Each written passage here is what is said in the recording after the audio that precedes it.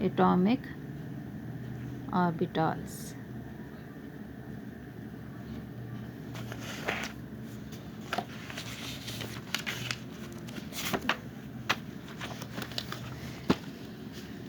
Therefore 4s orbital is filled before 3d orbital. ये ऊपर जो हमने एग्जांपल की 3d और 4s की, तो इसमें हमारे पास जिसकी n+l वैल्यू कम होगी पहले इलेक्ट्रॉन उसमें जाएगा। तो इन दोनों में से किसकी कम है? 4s की। तो इलेक्ट्रॉन पहले किस में आएगा? Electron will fill in 4s orbital first, then remaining electrons will be filled in 3d orbital. इसी तरह हमारे पास 4p और 5s, ठीक है, 4p एंड 5s। अब इन दोनों में से इलेक्ट्रॉन पहले किस में जाएगा? हमने क्या कहा कि ये किसके ऊपर डिपेंड करता है? n+l वैल्यू के ऊपर, ठीक है। और n+l वैल्यू जिस ऑर्बिटल की कम होगी पहले इलेक्ट्रॉन उसमें जाएगा। 4p की n+l वैल्यू देखें, n की वैल्यू क्या है इसमें? 4, ठीक है, और p के लिए l की वैल्यू क्या होती है? 1। 4 + 1 5, और 5s के लिए हम n+l देखें तो इसमें n क्या है? 5 प्लस s के लिए क्या होती है वैल्यू? 0। तो ये दोनों सेम आ गई। अब इसमें जिसका n कम है उसमें इलेक्ट्रॉन पहले जाएगा। n वैल्यू किसकी कम है? 4p की। तो पहले इलेक्ट्रॉन किस में जाएंगे? Electrons will be filled first in 4p, फिर उसके बाद 5s में आएंगे, ठीक है। In this case 4p orbital has lesser value of n and hence it has lower energy than 5s orbital.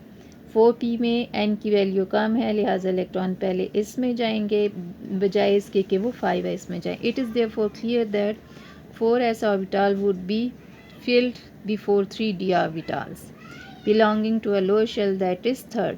जिस में n+l वैल्यू सेम आएगी तो उसमें जिसका आपके पास n+l वैल्यू कम होगी पहले इलेक्ट्रॉन उसमें जाएंगे, ठीक है, because the latter have higher energy than the former, यानी 4s की एनर्जी कम होगी, 3d की हायर।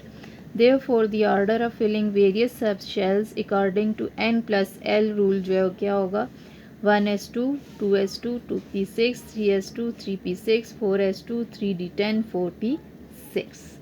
मैंने पीछे आपको ऑर्डर बताया है। इलेक्ट्रॉन पहले किस किस में जाएंगे? 1s, 2s, 2p, 3s, 3p, 4s, 3d, 4p, 5s, 4d, 5p, 6s, 4f, 5d, 6p, 7s, 5f, 6d और 7p। ये है हमारे पास ऑफ-बो प्रिंसिपल। इसके बाद हमारे पास आता है Pauli's exclusion principle. Pauli's exclusion principle जो in 1925 Austrian physicist Wolfgang Pauli put forward a principle for distribution of electrons in orbitals. इसने अपना प्रिंसिपल दिया। ये प्रिंसिपल क्या कहता है? In a given atom no two electrons can have same set of 4 quantum numbers. Quantum numbers हमारे पास कौन कौन से हैं? n, l, m, s और s। 2 इलेक्ट्रॉन्स जो उनके सेम क्वांटम नंबर्स नहीं हो सकते, और ऑर्बिटल के अंदर मैक्सिमम 2 इलेक्ट्रॉन्स आ सकते हैं, और जो इलेक्ट्रॉन एक ही ऑर्बिटल के अंदर होंगे उनकी अपोजिट स्पिन होनी चाहिए। For example consider the hydrogen atom. Hydrogen atom को देखें, इसका जो है वो एक ही इलेक्ट्रॉन है, इसकी इलेक्ट्रॉनिक कन्फिग्रेशन क्या होगी? 1s1। Therefore hydrogen atom has 1 electron. 1s1 इसका मतलब है हाइड्रोजन का एक इलेक्ट्रॉन है। For this electron the 4 quantum numbers. अब हाइड्रोजन का जो 1s1 है उसके लिए हम देखें, फॉर हाइड्रोजन एटम इसकी इलेक्ट्रॉनिक कन्फिग्रेशन क्या है? 1s1। तो इसमें हम देखते हैं कि क्वांटम नंबर्स 4 जो हैं वो कैसे हैं? n, एल एम एस और एस। एन की वैल्यू क्या आ गई 1, एल की वैल्यू एस के लिए 0, एम एस जो है वो क्या हो जाएगा, ये 0 है तो 0 ही रहेगा, और स्पिन एक इलेक्ट्रॉन है तो इसकी स्पिन +1/2 एक इलेक्ट्रॉन के लिए, जिसे हम अपवर्ड एरो से रिप्रेजेंट करेंगे। अब क्या कहता है कि इस हाइड्रोजन एटम में अगर आप एक और इलेक्ट्रॉन ऐड कर दें, हाइड्रोजन एटम से हाइड्रोजन मालिक्यूल बन जाएगा और इलेक्ट्रॉनिक कन्फिग्रेशन क्या होगी 1s2। ठीक है, अब इसमें 2 इलेक्ट्रॉन आ गए। पहले इलेक्ट्रॉन के लिए हमने कहा n1 है, l0 ms0 और s+1/2। तो फॉर सेकंड इलेक्ट्रॉन हमने ये फॉर फर्स्ट इलेक्ट्रॉन है, फॉर सेकंड इलेक्ट्रॉन हमारे पास n की वैल्यू है इसमें 1, l जो है 0, ठीक है, m भी 0, और जो स्पिन है अब दूसरे इलेक्ट्रॉन की वो क्या हो जाएगी -1/2, और उसको आप किससे रिप्रेजेंट करोगे, डाउनवर्ड एरो से। ठीक है, यानी हमारे पास एक ही ऑर्बिटल के अंदर जब 2 इलेक्ट्रॉन आ गए तो उनके एन एल एम सेम है, लेकिन फ़र्क किसके अंदर आ गया, स्पिन के अंदर। एक क्लॉकवाइज मूव कर रहा है और दूसरा एंटी क्लॉकवाइज। ठीक है, और 2 ऐसे इलेक्ट्रॉन जब एक ही 1s2 है, उसको हमने शो करना कैसे करेंगे, एक स्पिन की एक इलेक्ट्रॉन की स्पिन जो है वो +1/2 और दूसरे की -1/2, और इस स्पिन को हम क्या नाम देते हैं, ये आपके पास पेयर्ड अप स्पिन है। ठीक है, पेयर्ड अप स्पिन, ठीक है, पेयर्ड अप होते हैं, इनका पेयर बन गया, एक की +1/2 दूसरे की -1/2, ये क्या है, पेयर्ड अप स्पिन है। ठीक है, ये तो है हमारे पास पॉलीज एक्सक्लूजन प्रिंसिपल। अब अगला क्या है, हुंड्स रूल। हुंड्स रूल क्या कहता है, Hund's rule named after the German physicist F.H. Hund states that when a number of orbitals are available to electrons and these orbitals have equal energies, the electrons will be arranged in these orbitals in such a way so as to give maximum number of unpaired electrons and have the same direction of spin. Hund's rule क्या कहता है कि अगर हमारे पास बहुत सारे orbitals available हैं, यानी S P D F available हैं, अब इनमें हमने क्या करना है, इलेक्ट्रॉन्स को फिल करना है। तो इलेक्ट्रॉन्स को हमने ऐसे फिल करना है कि हमारे पास क्या हो, हर एक के अंदर इलेक्ट्रॉन, जैसे हम क्लोरीन की एग्जांपल ले, क्लोरीन का एटॉमिक नंबर 17 है, इसकी इलेक्ट्रॉनिक कन्फिग्रेशन करते हैं 1s2 2s2 2p6 3s2 8 9 10 2 12 और 3p5। ठीक है, अब इसमें हम देखते हैं हुंड्स रूल जो कह रहा है। अब इसमें हम आखिरी 2 ये बनाते हैं, 3s और 3p, ये शो कर रहे हैं। ठीक है, 3s और 3p, p की कितनी आपने शेप्स पढ़ी, 3 ओरिएंटेशंस हैं, px py और pz। ठीक है, अब हमने क्या करना है, p के 3 बनाने हैं, ये px, ये py और ये pz है। अब हमने क्या करना है, हर एक के अंदर अकेला अकेला इलेक्ट्रॉन रखना है। ठीक है, यानी आखिरी वाली हम इसकी 7 जो वैलेंस शेल के इलेक्ट्रॉन हैं उनको हम शो कर रहे हैं। तो हम क्या करेंगे, पहले हर एक ऑर्बिटल के अंदर अकेला अकेला इलेक्ट्रॉन कितने हो गए, 1 2 3 4, और 3s और 3p में कितने इलेक्ट्रॉन है, टोटल 7। अब जो बच के उनमें से एक 3s में, दूसरा 3p में, 2 4 5 6 हैं, तो ये 3px में एक और एक 3py में। ठीक है, पहले यानी हमने इलादा इलादा एक एक रखना है। ठीक है, 4 हो गए, फिर उसके बाद हमने पहले s में आएगा, फिर px में और फिर py में। अब 7 इलेक्ट्रॉन पूरे हो गए। हुंड्स रूल ये कहता है कि अकेला अकेला एक इलेक्ट्रॉन हमने रखना है, अनपेयर्ड इलेक्ट्रॉन, और सेम डायरेक्शन ऑफ स्पिन, यानी कि हमारे पास जो इलेक्ट्रॉन की स्पिन है वो सेम होनी चाहिए। अगर आपके पास एक इलेक्ट्रॉन जो है क्लॉकवाइज मूव कर रहा है, तो दूसरे में भी जो रखते हैं वो भी क्लॉकवाइज ही हो। अगर एंटी क्लॉकवाइज है तो दूसरा भी एंटी क्लॉकवाइज हो। जैसे कार्बन है, carbon is an element which has 6 electrons. Carbon का एटॉमिक नंबर हमारे पास क्या है, 6।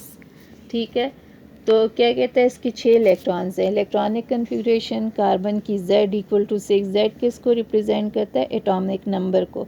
और इलेक्ट्रॉनिक कन्फिग्रेशन किसकी बेस पर की जाती है, जो एटॉमिक नंबर होता है उसकी बेस पर। अब क्या, 1s2, 2s2 और 2p2। अब इसमें करें 1s ये, फिर 2s, ठीक है, फिर 2p की 3 ओरिएंटेशंस हैं, 2px, 2py और 2pz। अब हमने क्या करना है, हर एक के अंदर एक इलेक्ट्रॉन डालना है। ठीक है, समझ आई। एक 1s के अंदर, एक 2s के अंदर, एक 2px के अंदर, एक 2py के अंदर। अब 4 हो गए। अब इसके बाद जो बच गए हैं उनकी हमने पेयरिंग करनी है। 1s2 हो गया, ये 2s2 हो गया, और फिर हमारे पास एक 2px के अंदर और एक 2py के अंदर आ जाएगी। ठीक है, तो ये हमारे पास यूँ हो जाएगी। हुन्स रूल क्या कहता है, पहले अकेला अकेला हर ऑर्बिटल के अंदर एक इलेक्ट्रॉन, फिर जो बच जाता है उसकी लोअर वाले ऑर्बिटल से हायर की तरफ पेयरिंग करनी है। ठीक है, अब इसको 3 तरीक़ों से बताया हुआ है कि यानी 2p2 के जो कार्बन के इलेक्ट्रॉन्स हैं, कार्बन के 2p2, 1s2, 2s2 और 2p2, कार्बन 6 है। अब इसके 3 तरीके बताए हुए हैं। ठीक है, p की तो 3 ओरिएंटेशंस हैं। ठीक है, अब 3 तरीके बताए हुए हैं।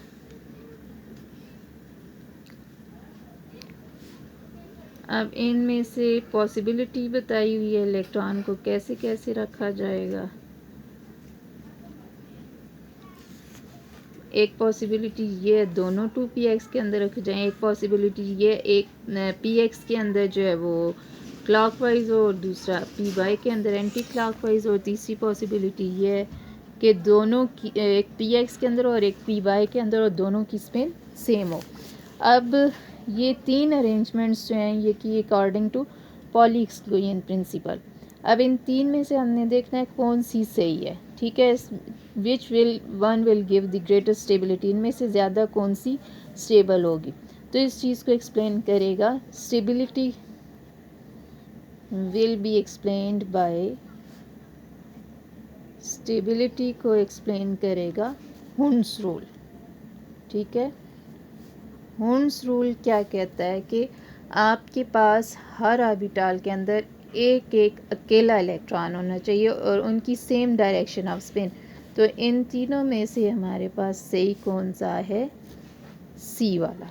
ठीक है, the C arrangement satisfies this condition of Hund's rule, which states that the most stable arrangement of electrons in subshells is the one with the greatest number of parallel spin. Parallel spin means कि आपके पास जो दोनों unpaired electrons हैं उनकी same direction off spin है। ठीक है, जबकि ए और बी में ए में दो एक ही ऑर्बिटल के अंदर विद अपोजिट स्पिन इलेक्ट्रॉन रखे हुए हैं, वो एक दूसरे का इफेक्ट कैंसिल करेंगे। जबकि बी में पी एक्स और पी वाई के अंदर, पी एक्स के अंदर एक स्पिन है और पी वाई के अंदर उसके ऑपोजिट, तो ये एक दूसरे का इफेक्ट स्टेबल कर देंगे। तो स्टेबल जो इलेक्ट्रॉनिक कन्फिग्रेशन होगी कार्बन की वो कौन सी होगी, सी वाली, जिसमें पी एक्स और पी वाई के अंदर एक एक इलेक्ट्रॉन है।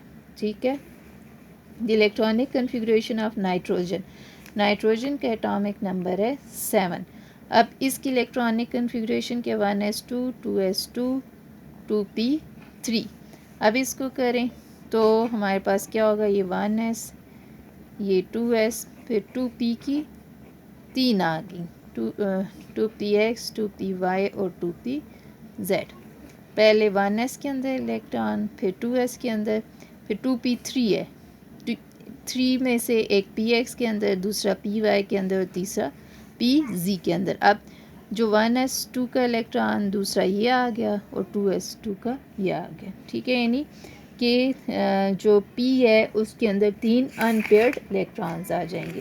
The Hund's rule describes that all 2p electrons have parallel spin. अब तीनों जो 2p इलेक्ट्रॉन्स हैं इनकी पैरेलल स्पिन है। The nitrogen atom contains 3 unpaired electron. Nitrogen के अंदर क्या है? 3 अनपेयर्ड इलेक्ट्रॉन्स है। तो ये वाली इसकी इलेक्ट्रॉनिक कन्फिगरेशन सही है। हुंड्स रूल क्या कहता है? हर ऑर्बिटल के अंदर एक एक अकेला अनपेयर्ड इलेक्ट्रॉन होना चाहिए और स्पिन उसकी सेम पैरेलल स्पिन होनी चाहिए। ठीक है।